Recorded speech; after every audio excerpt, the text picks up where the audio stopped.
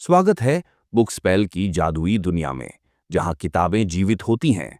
आज बात होगी उस सोच की जो कहती है competition is for losers.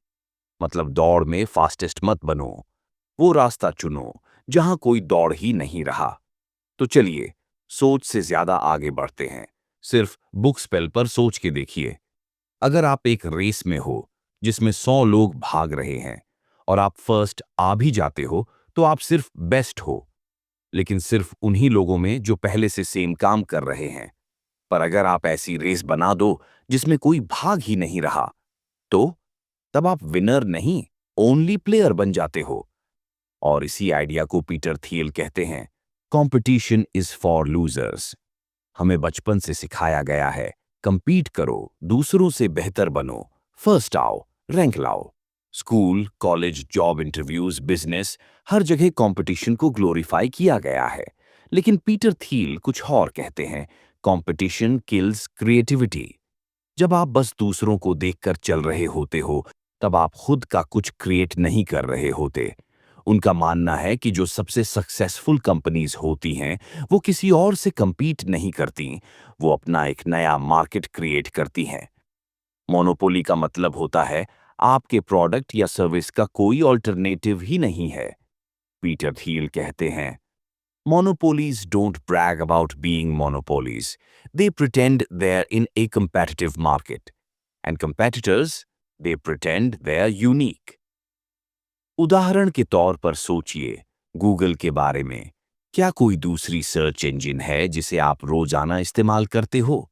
Bing, Yahoo? शायद ही कोई करता हो।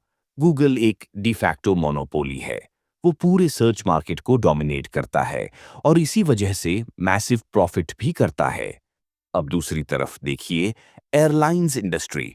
वहां कंपटीशन इतना ज्यादा है कि एयरलाइंस को बार बार फेयर घटाना पड़ता है, मार्जिन्स कम हो जाते हैं और कई बार तो वो लॉस में ही चलती हैं। तो फर्क साफ है, जहां मोनोपोली होती है वहां प्रॉफिट्स, इनोवेशन और लॉन्ग टर्म थिंकिंग होती है। जहां कंपटीशन होता है वहां स्ट्रगल, प्राइस वॉर्स और सर्वाइवल की लड़ाई। कंपटीशन सिर्फ मार्केट में नहीं, हमारे दिमाग में भी बसा होता है।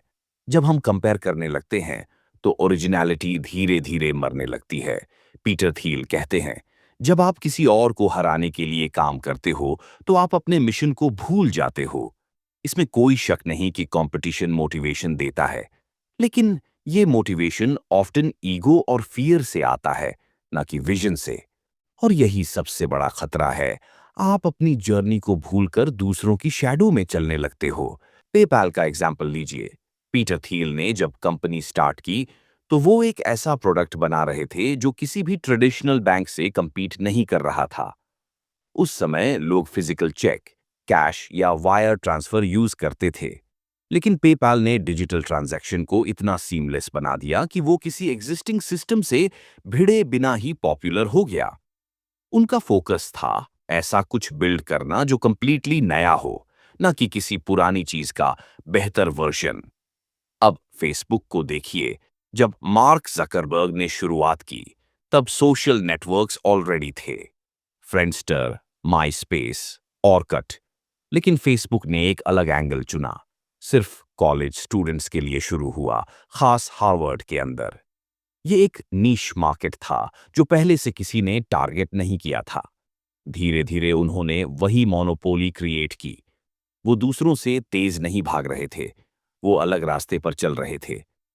पीटर थियल का कहना है don't aim to be the best in a crowded field, aim to be the only one in your field. जब आप एक ऐसा प्रोडक्ट या सर्विस बनाते हैं जो लोगों की कोई अनदेखी नीड को सॉल्व करता है, तो आप नेचुरली मोनोपोली की तरफ बढ़ते हैं। ऐसी कंपनीज दूसरों से लड़ने में टाइम वेस्ट नहीं करती, वो अपना गेम खुद बनाती हैं। कंपटीशन में आप हमेशा हार जीत में फंसे रहते हो, लेकिन मोनोपोली में आप रूल्स खुद तय करते हो। और यहीं से आता है असली कंट्रोल, असली फ्रीडम। मोनोपोली का मतलब सिर्फ ये नहीं होता कि आप अकेले हो। इसका मतलब होता है कि आप इतनी वैल्यू क्रिएट कर रहे हो कि कोई भी आसानी से आपको रिप्लेस नहीं कर सकता। पीटर थियल बताते हैं कि एक मोनोपोली बिजनेस के 4 स्ट्रॉन्ग पिलर होते हैं। पहला, प्रोप्राइटरी टेक्नोलॉजी। ऐसी टेक्नोलॉजी जो दूसरों के पास नहीं है, जैसे गूगल का सर्च एल्गोरिदम। वो इतना एक्यूरेट और फास्ट है कि कोई भी नई कंपनी उस लेवल पर नहीं पहुंच सकती। दूसरा, नेटवर्क इफेक्ट्स। जैसे कि फेसबुक, जितने ज्यादा लोग प्लेटफॉर्म पर होते हैं उतना ही वैल्यूएबल बनता है। एक नया कॉम्पिटिटर आए भी तो लोग अपने फ्रेंड्स, डेटा और कनेक्शंस को छोड़ना नहीं चाहते। तीसरा, इकोनॉमीज ऑफ स्केल। जब आपकी कंपनी बड़ी होती जाती है तो आपका पर यूजर कॉस्ट घटता जाता है। जैसे अमेज़न जितना बड़ा हुआ उतना ही सस्ता और एफिशिएंट होता गया। और चौथा, स्ट्रॉन्ग ब्रांडिंग। एप्पल इसका सबसे अच्छा एग्जाम्पल है। उसके प्रोडक्ट्स शायद फीचर्स में दूसरे से बेहतर न भी हों, लेकिन उसका ब्रांड इतना पावरफुल है कि लोग प्रीमियम प्राइस हैप्पीली देते हैं। इन सब एलिमेंट्स को मिला दो और आपके पास है एक ऐसी मोनोपोली जो लंबे समय तक चल सकती है। पीटर थील मानते हैं कि अगर आप मोनोपोली क्रिएट करना चाहते हैं तो शुरुआत छोटी करनी चाहिए। एक नैरो मार्केट पकड़ो और उसमें मास्टर बनो। उदाहरण के तौर पर अमेज़न ने बुक्स से शुरू किया, सिर्फ ऑनलाइन बुक सेलर्स बना। धीरे धीरे इलेक्ट्रॉनिक्स, क्लोथिंग और फिर पूरी दुनिया का एवरीथिंग स्टोर बन गया। 0 to 1 की फिलॉसफी यही कहती है, छोटा शुरू करो लेकिन सोचो बड़ा। अब सवाल ये उठता है, अगर मोनोपोली इतना पावरफुल कॉन्सेप्ट है तो फिर लोग इसके बारे में सोचते क्यों नहीं? क्योंकि सोसाइटी ने हमें कंपटीशन की तरफ कंडीशन कर दिया है। स्कूल में हम अच्छे मार्क्स के लिए दूसरों से compete करते हैं। कॉलेज में एडमिशन के लिए रैंक की दौड़ लगाते हैं।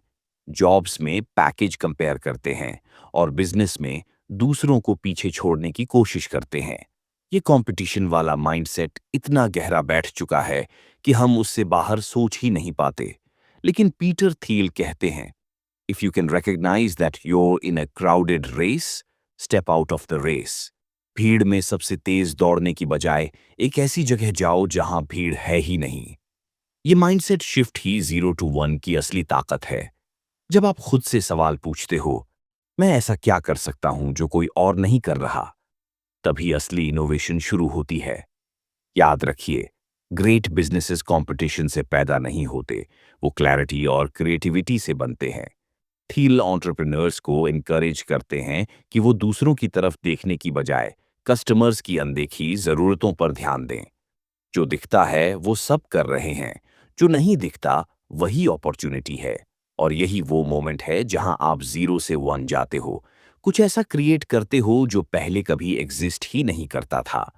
तो आखिर में सवाल ये नहीं है कि आप दूसरों से तेज भाग सकते हो या नहीं। सवाल ये है कि क्या आप वो रास्ता चुन सकते हो जिस पर कोई और चला ही नहीं। पीटर थील की पूरी फिलॉसफी यही है, create something new, don't just compete, escape competition through authenticity and innovation. आपका मकसद होना चाहिए ऐसी चीज बनाना जो लोगों के लिए वैल्यूएबल हो, लेकिन जिसे कोई और बना ही नहीं रहा। 0 to 1 जाना आसान नहीं होता, लेकिन जब आप वहां पहुंचते हो तो आप न सिर्फ बिजनेस में सक्सीड करते हो बल्कि दुनिया को भी कुछ नया देते हो। तो अगली बार जब आप किसी आइडिया पर काम करें तो खुद से बस एक सवाल पूछिए, क्या मैं भी भीड़ का हिस्सा बन रहा हूं या मैं कुछ ऐसा बना रहा हूं जो पहले कभी नहीं था? अगर जवाब दूसरा है तो आप सही रास्ते पर हो। बुकस्पेल को सब्सक्राइब करना ना भूलें ताकि आपको और ऐसे जीवन बदलने वाले ऑडियो बुक्स और ज्ञान मिलते रहें। अगर आपको लगता है कि ये वीडियो किसी को मदद कर सकता है तो इसे शेयर जरूर करें। साथ मिलकर हम एक ऐसे समुदाय का निर्माण कर सकते हैं जो हमेशा आगे बढ़ने की कोशिश करता है। याद रखिए, सफलता पहले कदम से शुरू होती है। कल का इंतजार मत करें, आज से ही अपने सफर की शुरुआत करें। अगले वीडियो में मिलते हैं।